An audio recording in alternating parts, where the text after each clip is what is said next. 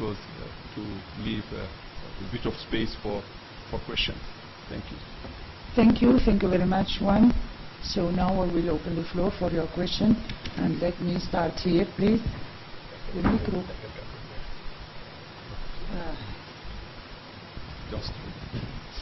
Thank you, Janine from Channel Africa. You actually took my first question, you answered. So apart from the financial challenge, what other challenges are there? And then foreign intervention. You talk about cooperation with the EU, etc., etc. But your point on foreign intervention on African soil, so many times it's being said that Africa must sort its own problems out, etc., etc. We saw the backlash of Mali in Algeria and so on. So in a nutshell, your comment on similar situations. And then again, other challenges apart from the money. Please. Wait, Jenny, please, for the micro. Hi there, Jenny Vaughn with AFP. I wondered if you could just give us an update on African forces to be deployed in Mali. We know that the first troops arrived today. Can you give us a timeline of the remainder of the forces to be deployed? Thank you.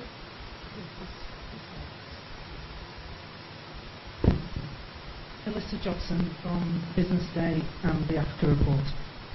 I wondered if you could tell us how much the APSA costs and how much and who's paying for it, and in particular how much the African Standby Force will cost when it actually comes into being. My second question is, if the ASF had actually been operational now, how quickly could it have been deployed, say, in Mali, and would it be necessary to seek a UN Security Council resolution for the ASF to be deployed? Thank you.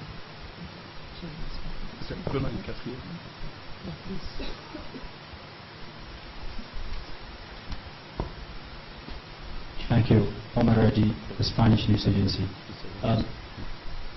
Following the crisis in Libya, there seems to be a huge proliferation of arms in the Sahel region, whose result is now causing a lot of problem in that part of Africa.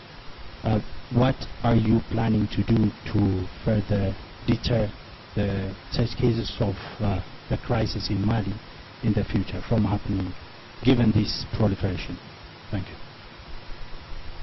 Thank you. Let's respond to this, and we will come back. Merci. No, thanks for the questions. I will try to answer them. Maybe let me start with the issue raised by our sister from Channel Africa. Of course, financial challenges, clearly, no doubt about it. I did refer to them. And we have witnessed those kind of challenges in Somalia when we deployed AMISOM, in Darfur when we deployed AMIS, and there are clearly financial challenges and logistical challenges, I would say, in deploying AFISMA in Mali. That's a reality. There are, of course, also political challenges. No doubt about it. You need to make sure that decisions taken by the EU are implemented, effectively complied with, and it's not always easy to achieve consensus among warring parties or conflicting parties, or even at times to make sure that we do achieve the kind of coordination and synergy that is required when many actors are involved in trying to settle a given crisis. So the challenges we are facing are not only financial. That may be probably one of the most daunting challenges we are facing, but there are also a number of other challenges, and you are correct in pointing them out. We believe, of course, in Africa fully assuming its responsibilities and paying its role in addressing its own ills, its own challenges, especially conflict situations.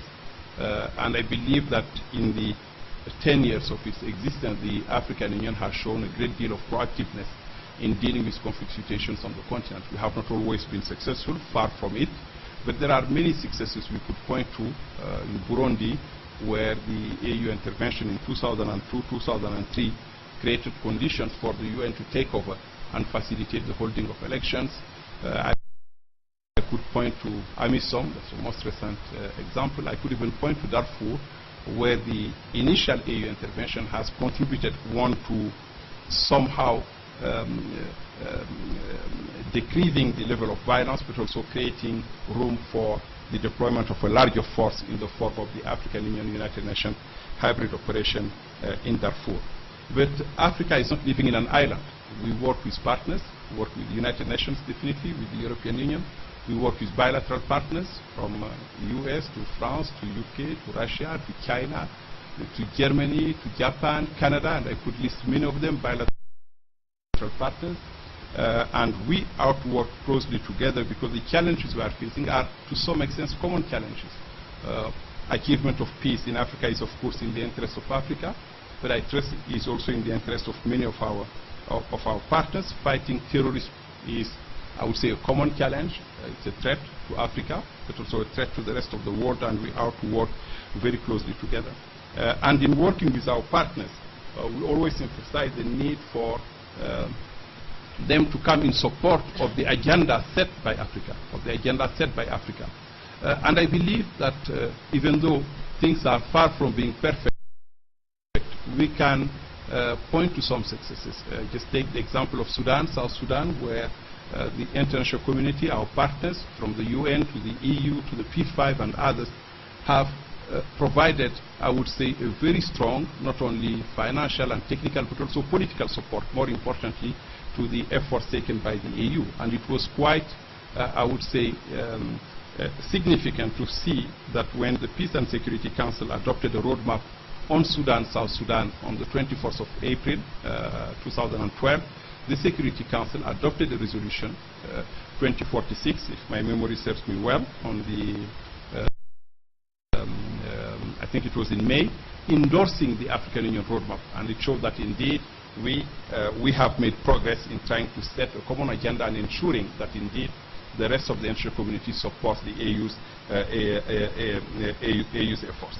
And we believe, of course, that whenever Africa takes the lead in sorting out its own issues with the support of the rest of the international community, the chances of achieving a lasting solution are much greater. It does not necessarily mean that we do not have differences of appreciation, of positions, but I believe it's quite natural for AU and its partners not to agree necessarily on every single point. Even our partners do not among themselves totally agree on every single issue they are dealing with. These are challenges we are addressing, but I believe in a spirit of partnership and aware as we are of the need for all of us to come together to address the challenges confronting us. On the issue of Mali, I think it's a question from the AFP. We had recently here in Addis a meeting that brought together the African Union and ECOWAS Commission to see how best we can expedite the deployment of AFISMA, the African-led international support mission in Mali, and as you are aware, a number of African countries from the region, from ECOWAS, but also outside the region, Chad, for instance, have made commitments to deploy troops, and the process is underway. Some of the troops are being deployed. It's a process that unfortunately takes always a bit of time. It's never as easy as one would like it to be, but the political will is there, the commitment is there.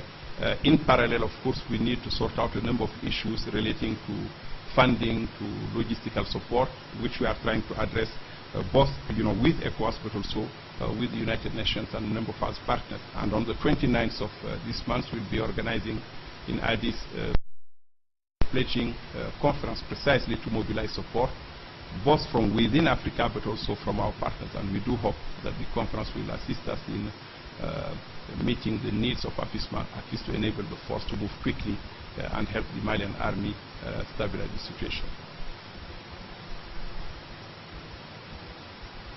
Well, I'm saying the goal is to do it, I would say yesterday, as soon as we can.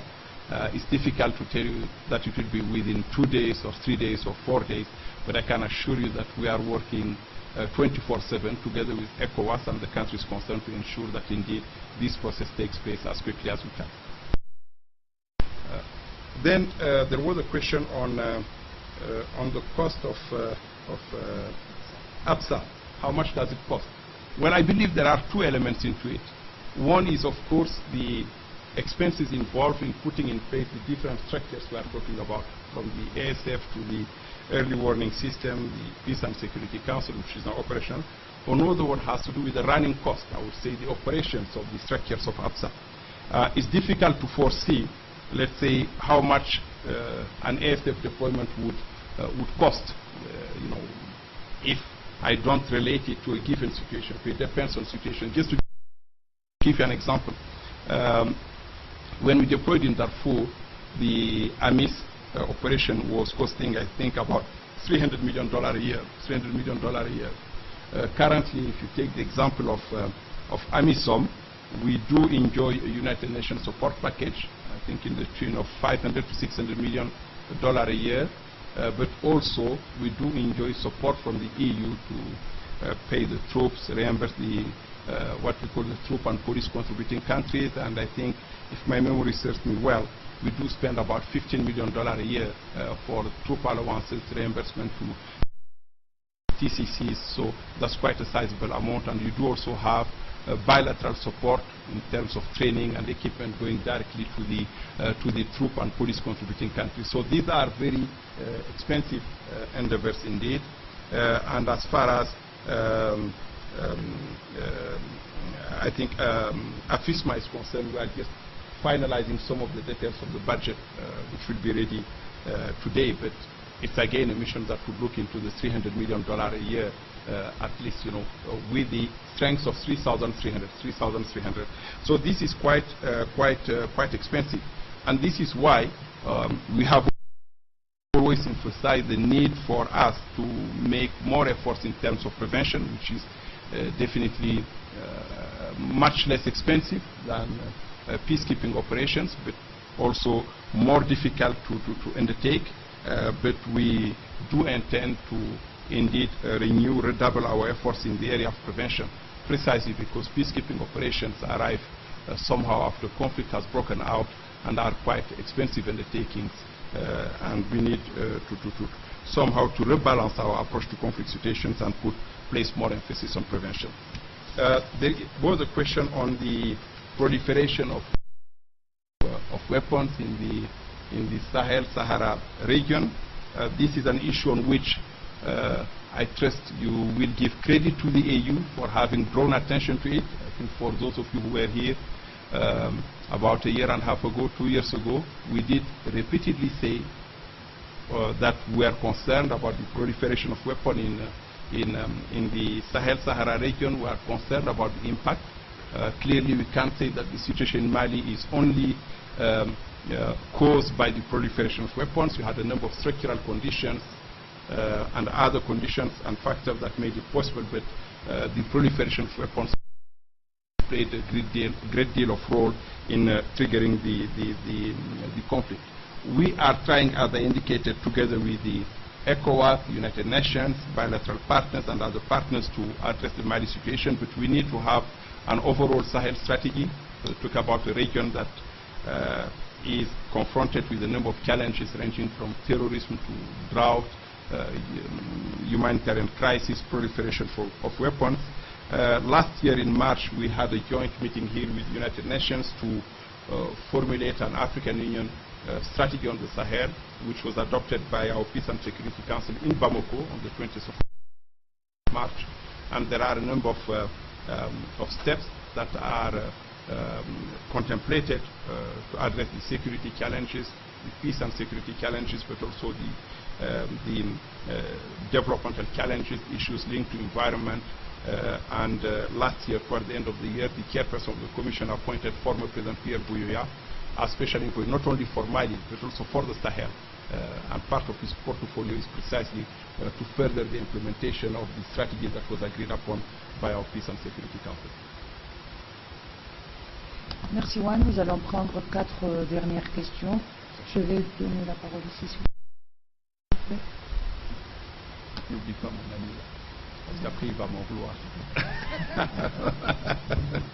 Et notre ami aussi. Thank you very much, Gromjala CCTV.